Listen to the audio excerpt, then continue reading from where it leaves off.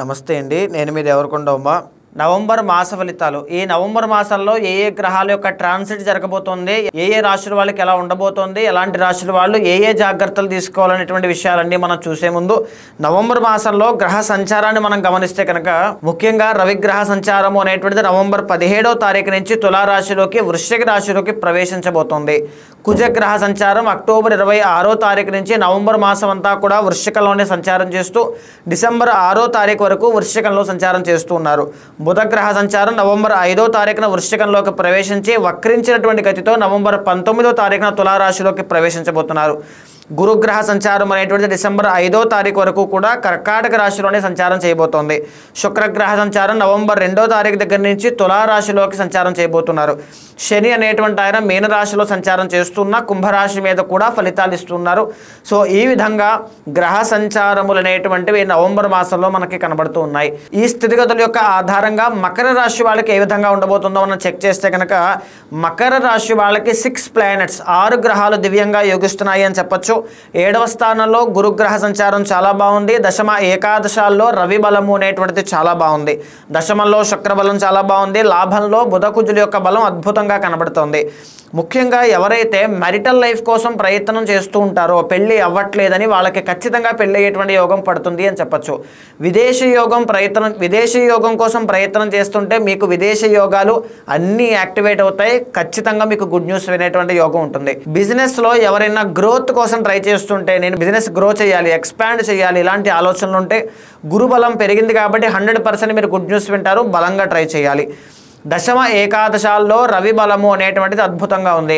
ఆరోగ్య సమస్యలు ఉన్న వాళ్ళకి కూడా ఆరోగ్య సమస్యలు తగ్గుముఖం పట్టే అవకాశాలు ఎక్కువగా కనబడుతూ ఉన్నాయి. రవి బలము ఉండడం వల్ల రాజకీయ నాయకులకి పదవీ యోగం పట్టే అవకాశాలు ఎక్కువగా ఉన్నాయి అని చెప్పచ్చు. ఎస్పెషల్లీ సమయానికి భోజనం చేయడం, ఆరోగ్య సూత్రాలు పాటించడం, ఆహార నియమాలు మార్చుకోవడం లాంటివి పాటించడం వల్ల మీ జీవితంలో ఒక మంచి ఆరోగ్య పరిస్థితి అనేటువంటిది చూస్తారని చెప్పచ్చు. ఇదే కాకుండా బంగారం వ్యాపారం చేసే వాళ్ళకి చాలా బాగుంటుంది.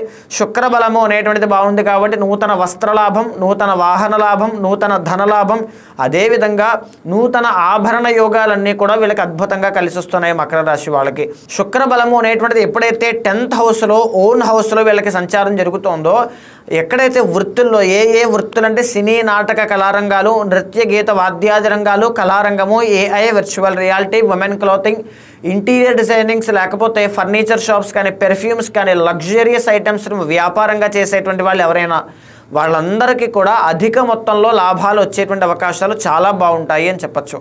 ఇదే కాకుండా మ్యారిటల్ లైఫ్లో మాట పట్టింపులన్నీ కూడా తొలగిపోవడం, కలహాలన్నీ కూడా తగ్గిపోవడం, మేజర్గా అన్యోన్యత అనేటువంటిది డెవలప్ అయ్యే అవకాశాలు ఎక్కువగా కనబడుతున్నాయి. లాభంలో బుధ కుజుల యొక్క సంచారం కనబడుతోంది. దీనివల్ల సంపాదించినటువంటి డబ్బుని సేవ్ చేసుకునే అవకాశాలు ఎక్కువగా ఉంటాయి. వ్యాపారము దినదిన అభివృద్ధి చెందుతూ మంచి అభివృద్ధి పదంలో ముందుకు వెళ్తూ ఉంటుంది. ఇదే కాకుండా స్టాక్ మార్కెట్ కానీ, షేర్ మార్కెట్ కానీ, ట్రేడింగ్ కానీ చేసేటువంటి వాళ్ళకి అద్భుతంగా కలిసి వస్తుంది అని చెప్పొచ్చు. అండ్ రియల్ ఎస్టేట్ వ్యాపారం చేసే వాళ్ళకి కూడా ఈ మాసంలో చాలా బాగా కలిసి వస్తుంది. కన్స్ట్రక్షన్ ఫీల్డ్, రియల్ ఎస్టేట్ కానీ, అగ్రికల్చర్ వ్యవసాయం చేసేటువంటి వాళ్ళు, అగ్రో ప్రొడక్ట్స్ సంబంధించిన వాళ్ళు కానీ, భూమికి సంబంధించిన వ్యాపారాలు ఏదైనా సరే చాలా బాగుంటాయి. కోర్టు వ్యవహారాలు, న్యాయపరమైనటువంటి చిక్కులు కానీ, కలహాలు, తగాదాలు, సెటిల్మెంట్లు ఏవైనా ఉంటే అవి కూడా ఈ మాసంలో ఫైనలైజ్ అయ్యేటువంటి అవకాశాలు ఎక్కువగా కనబడుతున్నాయని చెప్పొచ్చు. ఇకపోతే నెగిటివ్గా ఉన్నటువంటి గ్రహ సంచారాలని మనం గమనిస్తే ద్వితీయంలో అంటే 2nd హౌస్లో శని, రాహు అనే 2 ప్లానెట్స్ మీకు ఉన్నారండి. అన్నీ బాగున్నా సరే ఒక బస్సుకి ఒక డ్రైవర్ బ్రేక్ పట్టుకుని తొక్కినప్పుడు ఎంతమంది వెనకాల నుంచి పుష్ చేస్తే ఏం లాభం అండి? 2వ స్థానంలో శని రాహుల యొక్క ప్రభావం ఉంది కాబట్టి, అంటే ఒక 10 లక్షలు కష్టపడి సంపాదించాలనేటువంటి కోరికతో సంపాదించి ఒక బెట్టింగ్ దాంట్లో పెట్టి మోసపోతే ఎలా ఉంటుంది వినడానికండి? 10 లక్షలు రాలేదా అంటే వచ్చాయి, కానీ ఎక్కడ తీసుకెళ్ళి పెట్టారు? రాంగ్ ఇన్వెస్ట్మెంట్, అంటే ఉన్నటువంటివన్నీ కూడా పోయాయి. అదే ఈ శని రాహు యొక్క ప్రభావం 2nd హౌస్లో ఉండడం. దీనికోసం మీరు చాలా జాగ్రత్తగా ఉండాలి. దీనివల్ల ఏంటి అంటే విద్యార్థులకి కూడా విద్యలో ఆటంకాలు వచ్చేటువంటి యోగం కానీ, మాట వల్ల తగువులు వచ్చేటువంటి యోగం కానీ, ధననాశనము, డబ్బు నిలబడకపోవడం, విపరీతంగా ఖర్చులు అవడం లాంటివి చాలా ఎక్కువగా కనబడతాయి. అండ్ ఈవెన్ చెప్పాలి అంటే ఈ యొక్క మకర రాశి వాళ్ళకి మేజర్గా చెప్పాలి అంటే ఫాదర్ రిలేటెడ్ ప్రాబ్లమ్స్ అనేటువంటివి కనబడతాయి. అష్టమంలో కేతుగ్రహ సంచారం కనబడుతోంది.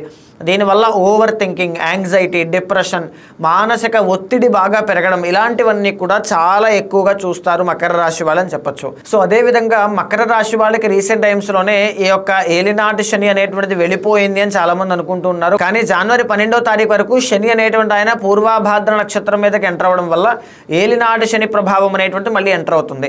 దీనివల్ల ఏం జరుగుతాయి, కాళ్ళకి సంబంధించిన ఆరోగ్య సమస్యలు, ఏదైనా ఒక పని మీద తిరిగి కష్టపడి పడి అలసిపోతారు కానీ ఆ పని పూర్తి అవ్వకపోవడం, రుణ బాధలు, అప్పుల బాధలతో ఇబ్బంది పడడం, ఎర్థరైటిస్ కీళ్లవాతం. చాలా మంది శని బాధలతో ఇబ్బంది పడేటువంటి వాళ్ళకి వాత దోషాలు ఉంటాయి. అది ఎర్థరైటిస్ కానీ, సయాటికా కానీ, స్పాండిలైటిస్ కానీ, ఆర్ స్పైనల్ కార్డ్ ఇష్యూస్ కానీ, డిస్క్ ప్రాబ్లమ్స్ కానీ, ఇలాంటివన్నీ కూడా ఖచ్చితంగా ఉంటాయి.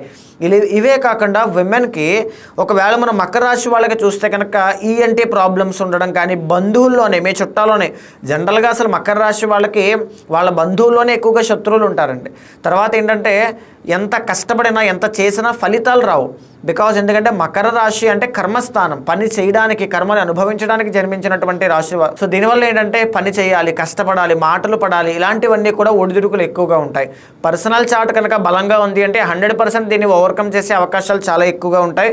అండ్ ఇప్పుడున్నటువంటి పరిస్థితుల్లో అయితే ఈ నవంబర్ మాసం మీకు ఎక్స్ట్రాడినరీగా కలిసి వస్తుంది. ఎక్కడా కూడా మీరు ఛాన్స్ తీసుకోవద్దు. నిర్లక్ష్యాన్ని, బద్ధకాన్ని, సోమరితనాన్ని ప్రదర్శించవద్దు.